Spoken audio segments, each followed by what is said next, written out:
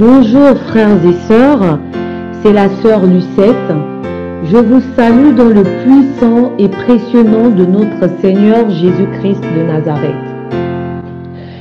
Je viens apporter mon témoignage parce que je pense que, en toute modestie, les bénédictions de la communion fraternelle que nous avons reçues sur Villeneuve sur Bello continuent et que les témoignages continueront.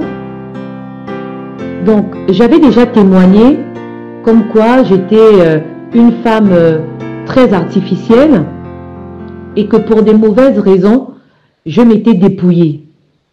Et qu'il me restait encore 2 ou 3 artifices, du maquillage, il me restait encore quelques produits de maquillage et quelques vêtements, genre pantalon. Donc, après la rencontre, j'ai pris la ferme résolution d'abandonner le maquillage. Et quand je l'ai résolu dans mon cœur, j'ai senti physiquement comme si j'avais un masque et que ce masque tombait de mon visage. J'ai ressenti cette sensation 2 fois et j'ai eu comme un dégoût, un léger dégoût. Et les jours qui suivaient, comme je suis en Île-de-France, dans les transports en commun, quand je regardais les femmes qui étaient maquillées, j'avais l'impression de voir des sorcières maquillées. Je remercie le Seigneur parce que le Seigneur m'a délivré de ça, du maquillage, et je l'ai résolu dans mon cœur.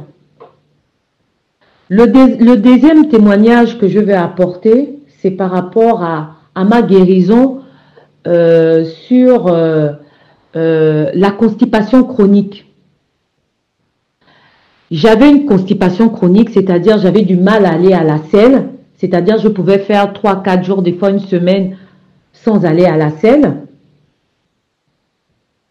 Et ces maladies-là, souvent, ce sont les maladies qu'on appelle, qui proviennent des chocs émotionnels.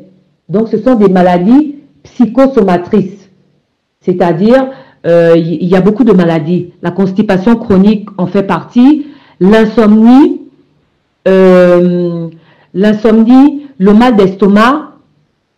Il y a plusieurs maladies liées à ça. Et je ne savais pas que ces maladies-là aussi étaient liées au manque de pardon. Quand j'ai résolu de pardonner, parce que j'ai été abusée sexuellement à l'âge de 18 ans, 19 ans, vers 18 ans, 19 ans. Je l'ai gardé en moi pendant longtemps, sauf ma famille qui était informée, parce que les femmes qui ont vécu ce traumatisme savent que quand on en parle, on a la sensation de revivre ces émotions et ces images émotionnellement et dans la chair. Donc voilà pourquoi j'ai gardé ça longtemps en moi. J'ai gardé ça en moi plus de 37 ans, je veux dire. C'était en moi, j'avais du mal à en parler. Alors quand j'ai résolu dans mon cœur, quand j'ai écouté la prédication sur le pardon, quand j'ai résolu dans mon cœur de pardonner, j'ai commencé à faire une liste. Parce que j'ai dit au Seigneur, Seigneur, aide-moi à pardonner les personnes qui m'ont fait du mal et permets-moi aussi de pardonner. Parce que, consciemment ou inconsciemment, j'ai également fait du mal. J'ai blessé également les autres. Et j'ai fait une liste. Et ça a mis du temps quand même. Mais le Seigneur m'a donné la force de pardonner. Et au moment où le Seigneur m'a donné la force de pardonner, j'étais en prière et j'entends dans mon esprit, parce que je veux dire que c'est le Saint-Esprit, qui me dit, est-ce que tu as pardonné à tes agresseurs? Je dis, mais comment ça? Et j'entends audiblement, et les personnes qui ont abusé de toi, est-ce que tu les as pardonnées? Frères et sœurs, j'étais choquée. C'est comme si je luttais avec le Seigneur. Je disais, mais c'est pas possible, Seigneur. Tu ne peux pas me demander ça. Des personnes qui ont eu à causer de tels actes sur moi, comment tu peux me demander de leur pardonner? Et frères et sœurs, je vous dis, et pourtant je connais la parole, là où le Seigneur dit, il faudrait qu'on pardonne, parce que si on ne pardonne pas, il ne nous pardonnera pas non plus. Et j'ai entendu audiblement, je vous promets, une voix qui me disait, et moi qui ai pardonné à mes persécuteurs, et moi qui ai pardonné à des personnes qui me clouaient sur la croix. J'étais choquée. Je ne sais pas comment vous expliquer. C'est pas que je ne connaissais pas cette parole, mais j'étais choquée. C'est comme si je redécouvrais cette parole.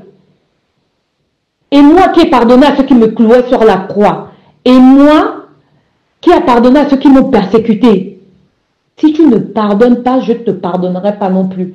Et je veux vous dire que la chose la plus difficile dans le monde, enfin en tant que femme, quand on est abusé, c'est vraiment de pardonner à ses agresseurs. J'ai pleuré. J'ai pleuré. J'ai lutté émotionnellement. J'avais des sentiments de confusion. J'ai demandé au Seigneur de me donner la force de pardonner à ses agresseurs. Je vous promets, ça n'a pas été facile. Le Seigneur a dû mûrir ça dans mon esprit parce que je ne serais jamais arrivé à les pardonner si ce n'était pas par la grâce et la miséricorde de notre Seigneur.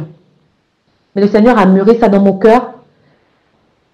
Longtemps après, il m'a donné la force de pardonner. Voilà pourquoi je vous en parle, parce que émotionnellement, maintenant, quand j'ai décidé de pardonner, ça m'a libéré de la constipation chronique. Et j'ai compris que c'était lié au manque de pardon. Donc, j'ai compris également que certaines maladies psychosomatrices qui est reliées à des chocs émotionnels sont reliées également au manque de pardon. Donc aujourd'hui, je suis libérée de cette maladie. Je vais correctement à la selle. Et je remercie le Seigneur qui m'a donné la force, la bienveillance, l'amour de pouvoir pardonner à mes agresseurs. Et la dernière chose que le Seigneur m'a vraiment mis à cœur, le Seigneur m'a mis à cœur de t'en parler pour faire un témoignage. Pas ce dimanche-là, le dimanche surpassé, quand le frère Claude a prêché, et que le samedi, avant le dimanche que le frère Claude ne prêche, il y a eu sur le forum WhatsApp les obstacles, les 8 obstacles à la prière. Donc avant la prédication du frère Claude le dimanche. Donc ce qui s'est passé, j'ai écouté la prédication, ça c'est un témoignage que le Seigneur m'a mis à cœur de faire. Je me suis rendu compte qu'il y avait jouer au loto. Jouer au loto était en fait une forme d'occultisme. Et ça, je ne vais pas mentir parce que je pense que je le savais à peu près, on va dire. Mais j'ai continué toujours à jouer. Et le jour que j'ai écouté la prédication, j'avais même un ticket de loto dans mon sac. Quand j'ai fini d'écouter la prédication, je me suis repentie. J'ai pris le ticket de loto, je l'ai déchiré sans aller vérifier s'il est gagnant ou pas. Parce que je me suis dit, même si il est gagnant, même si c'est des millions qui sont dedans, c'est l'argent de l'occultisme. Donc, c'est pas un gain qui est bien acquis. Donc, je me suis repentie, j'ai demandé pardon au Seigneur, j'ai déchiré le billet de loto et je l'ai mis dans la poubelle. Le soir même, j'ai prié au Seigneur, j'ai dit, Seigneur, s'il reste encore des choses, j'ai fait à peu près cette prière, révèle-moi. Dans la nuit, j'ai dormi, frère Georges. J'ai fait, pour moi, j'ai rêvé, pour moi, c'est un songe. Dans le rêve, j'avais la vision d'un tableau avec des chiffres dans l'espace, des chiffres, c'est-à-dire 4, 3, 2, 1, et j'entendais une voix qui me disait « je hais ». Et après, j'ai entendu audiblement le mot numérologue. Je répète, j'ai entendu audiblement encore le mot numérologue. Et une voix derrière qui me disait « je hais ». Je vais te dire que ce mot numérologue, je ne l'ai jamais entendu.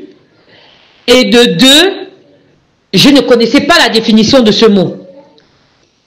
Bizarrement, depuis que je suis sur Paris, je ne sais pas d'où m'est venu cet esprit.